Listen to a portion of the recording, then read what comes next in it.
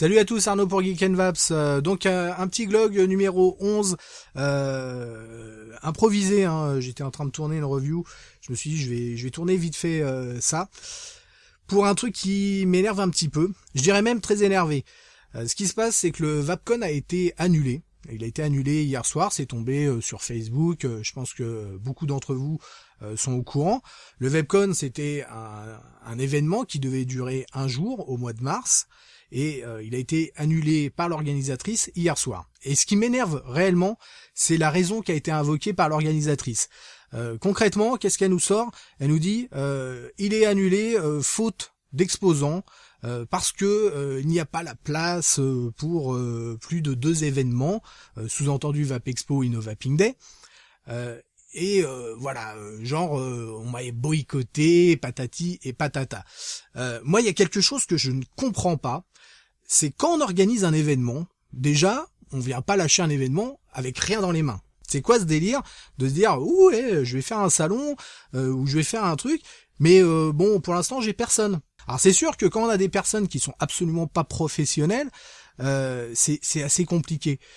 Effectivement, quand on annonce un événement, faut avoir des cartes en main. On va d'abord voir les professionnels pour essayer d'avoir déjà des exposants, des personnes présentes. On n'annonce pas un événement comme ça. En plus, je voudrais pas être méchant, mais faute d'exposants, moi je sais qu'il y a un certain nombre de professionnels, de boutiques qui font du matériel high-end, du matériel orienté, gros nuage clairement, qui effectivement pourrait coller avec l'ambiance de ce qui était proposé.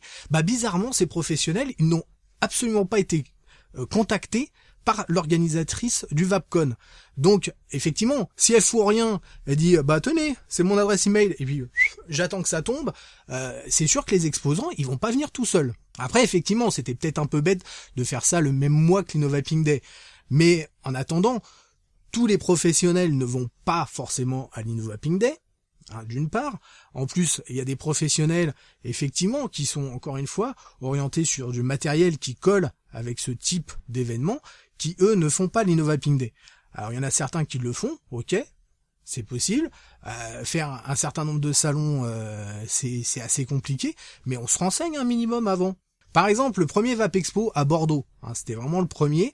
Quand il a été annoncé, il était quasiment plein déjà. C'est-à-dire que les exposants, concrètement, ils étaient déjà là. Ça n'a pas été je vous annonce un Vapexpo et puis je vais prendre mon téléphone ou j'attends que ça tombe.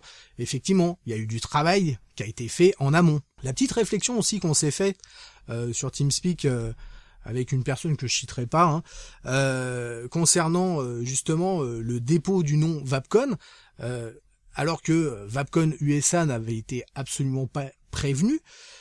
Apparemment, il y avait eu un mail comme quoi justement les responsables américains allaient prendre contact avec cette personne.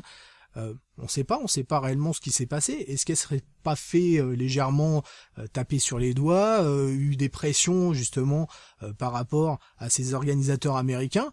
Parce que c'est vrai que ils peuvent très bien l'avoir mal pris que quelqu'un arrive connu de ni d'Ève ni d'Adam, en gros, et expression de merde. Et donc arriver comme ça, se décréter VapCon France, bien sûr le déposer, faut pas déconner. Et puis voilà. Donc les Américains peuvent très bien l'avoir pris moyen. Bon, ça on sait pas, ils ont pas communiqué, ils restent assez discrets là-dessus. Mais derrière, on sait pas exactement ce qui s'est passé. Bon, au moins elle est prévenante, elle annule 6 mois avant l'événement. Donc c'est vrai que à ce niveau-là, elle s'est pas trop bougée.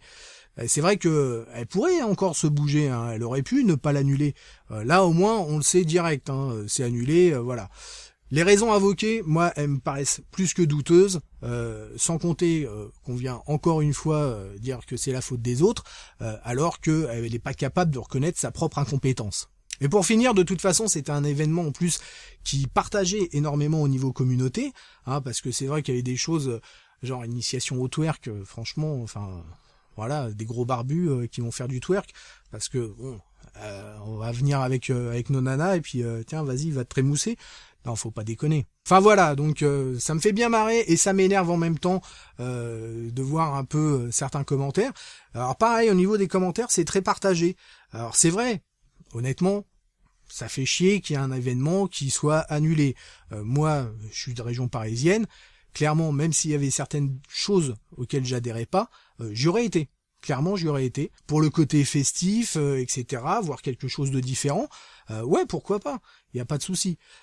Par contre, voilà.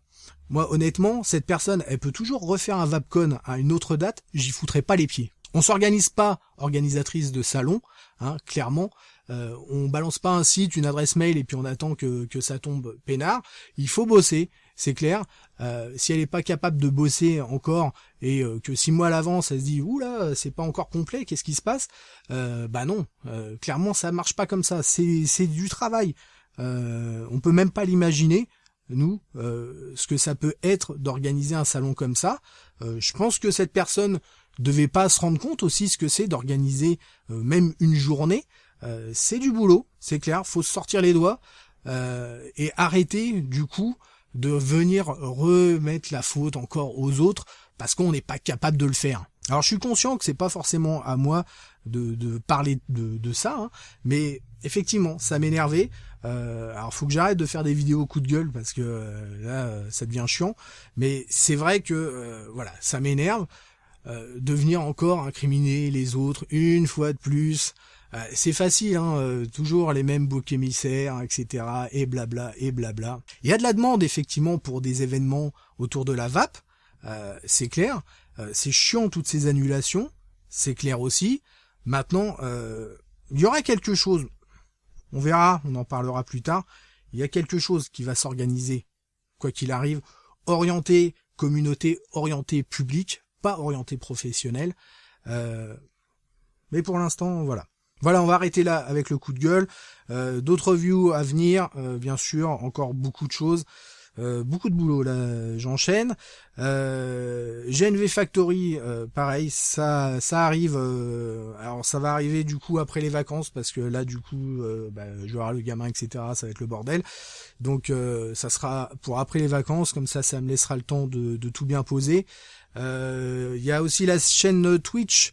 Donc stream quasiment tous les soirs à partir de minuit, je vous remettrai le lien. Ça marche bien, on a une petite communauté, des discussions autour de la vape, et puis de temps en temps un petit jeu. Donc on discute vape, on discute jeu, c'est franchement cool. Bon, ce coup-ci on arrête là, on se retrouve très rapidement pour de nouvelles aventures. Merci d'avoir regardé cette vidéo, n'oubliez pas de participer ou de vous inscrire à l'Edus. Et en attendant, une très bonne vape à tous.